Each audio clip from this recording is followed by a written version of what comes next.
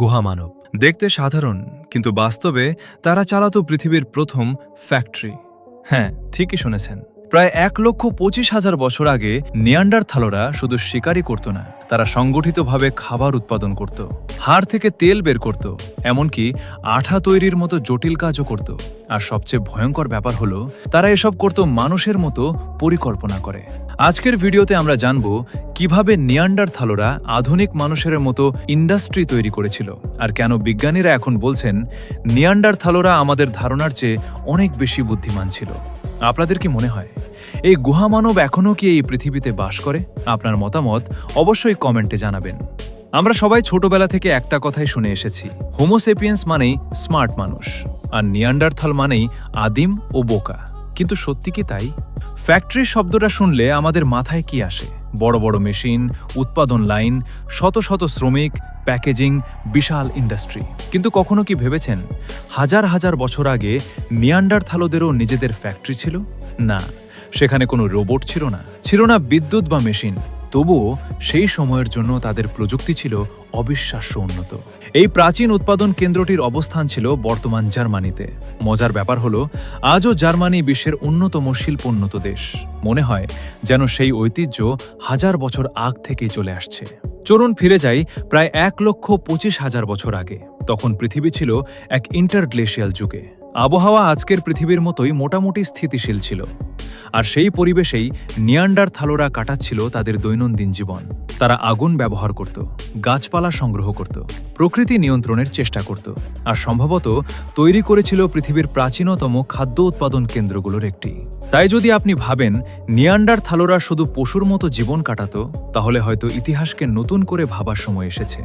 সম্প্রতি প্রত্নতাত্ত্বিকরা আবিষ্কার করেছেন নিয়ান্ডারথালরা ইচ্ছাকৃতভাবে হ্রদের পাশের একটি জায়গা বেছে নিয়েছিল বিশাল পরিমাণ প্রাণীর হাড় প্রক্রিয়াজাত করার জন্য। সেখানে অন্তত ১৭২টি স্তন্যপায়ী প্রাণীর হাড় পাওয়া যায়, যার মধ্যে ছিল হরিণ, ঘোড়া এবং অরক্স নামের বিলুপ্ত বন্য গরু। প্রথমে বিজ্ঞানীরা ভাবতেন তারা শুধু হাড় ভেঙে মজ্জা খেত, কিন্তু পরে দেখা যায় তারা হাড়গুলোকে হাজার হাজার ছোট টুকরোয় ভেঙে গরম পানিতে সিদ্ধ করত। কেন? কারণ এতে বের হয়ে আসতো বোন গ্রিজ, অর্থাৎ ক্যালোরিতে ভরপুর চর্বিযুক্ত তেল। ভাবুন তো, এটা যেন এক ধরনের প্রাচীন ফুড ফ্যাক্টরি। এই পুরো প্রক্রিয়াটি ছিল অত্যন্ত সংগঠিত। কেউ শিকার করত, কেউ মৃত প্রাণী বহন করত, আবার অন্য একটি দল নির্দিষ্ট স্থানে বসে চর্বি আলাদা করত। অর্থাৎ তারা দলবদ্ধভাবে পরিকল্পনা করে কাজ করত। তাদের কোনো পুষ্টিবিদ ছিল না, কিন্তু তারা বুঝত চর্বির গুরুত্ব কতটা, আর সেটাকে কিভাবে দক্ষতার সাথে সংগ্রহ করতে হয়। বিজ্ঞানীরা মনে করেন নিয়ান্ডারথালরা শিকার করা প্রাণীর দেহাংশ আলাদা আলাদা জায়গায় লুকিয়ে রাখত, যাতে পরে সেগুলো এনে একসাথে প্রক্রিয়াজাত করা যায়। মানে তাদের ছিল স্টোরেজ সিস্টেমও। আর সবচেয়ে অবাক করা বিষয় হলো, তারা সম্ভবত হিসাব করত কত পরিমাণ চর্বি পাওয়া গেলে পুরো কাজটি লাভজনক হবে, ঠিক যেন আধুনিক কারখানার প্রোডাকশন টার্গেট। এখন আপনি হয়তো বলবেন এটা তো শুধু একটা উদাহরণ। ঠিক আছে, তাহলে এবার শুনুন আরও অবাক করা তথ্য। নিয়ান্ডারথালরা শুধু খাদ্য উৎপাদনই করত না, তারা সম্ভবত রাসায়নিক উৎপাদনও করত। হ্যাঁ, বিজ্ঞানীরা এমন প্রমাণ পেয়েছেন যে তারা নিজেদের হাতে শক্তিশালী আঠা তৈরি করত। এবার ঘটনাস্থল জার্মানি নয়, বরং জিব্রাল্টারের ভ্যানগার্ড কেভ। সেখানে বিজ্ঞানীরা একটি ছোট আগুনে চূড়ার মতো কাঠামো খুঁজে পান, যেটি সম্ভবত ছিল প্রাচীন আঠা তৈরির ওয়ার্কশপ। নিয়ান্ডারথালরা আগুনকে শুধু রান্না বা উষ্ণতার জন্য ব্যবহার করত না, তারা আগুনকে নিয়ন্ত্রিতভাবে কাজে লাগাত নতুন উপাদান তৈরির জন্য। তারা লক্ষ্য করেছিল উচ্চ তাপে কিছু গাছের পদার্থ ঘন ও আঠালো হয়ে যায়। তারপর তারা শুরু করে টার বা আঠা উৎপাদন। এই আঠা ব্যবহার করা হতো পাথরের ধারালো ফলাকে কাঠের হাতলের সাথে জোড়া লাগাতে। মানে তারা উন্নত অস্ত্র তৈরি করত। বিজ্ঞানীরা এই আঠার রেসিপিও প্রায় পুনর্গঠন করতে পেরেছেন। এতে ব্যবহার করা হতো রকরোজ নামের গাছের পাতা। তবে ছিল একটি অদ্ভুত উপাদান, গুয়ানো, অর্থাৎ বাদুর ও পাখির শুকনো বিষ্ঠা। শুনতে জঘন্য লাগলেও এটাই পুরো প্রক্রিয়াটিকে কার্যকর করত। চূড়াটি ছিল মাত্র ৯ ইঞ্চি চওড়া এবং ৩.৫ ইঞ্চি গভীর। তারা গর্তে গাছের পাতা ভরে উপরে ভেজা মাটি ও গুয়ানো দিয়ে ঢেকে দিত, যাতে ভেতরে অক্সিজেন কম প্রবেশ করে। তারপর উপরে আগুন জ্বালানো হতো। তাপের কারণে ভেতর থেকে বের হয়ে আসতো ঘন বাদামি রেজিন। এই প্রক্রিয়ার জন্য প্রায় ৩০০ ডিগ্রি ফারেনহাইট তাপমাত্রা প্রয়োজন ছিল। মানে তাদের আগুনের তাপমাত্রাও নিয়ন্ত্রণ করতে হতো। বিজ্ঞানীরা পুরো বিষয়টি বুঝতে মাস স্পেকট্রোমেট্রি নামের জটিল রাসায়নিক বিশ্লেষণ ব্যবহার করেন। এরপর তারা একই ধরনের চুলা তৈরি করে পরীক্ষা চালান।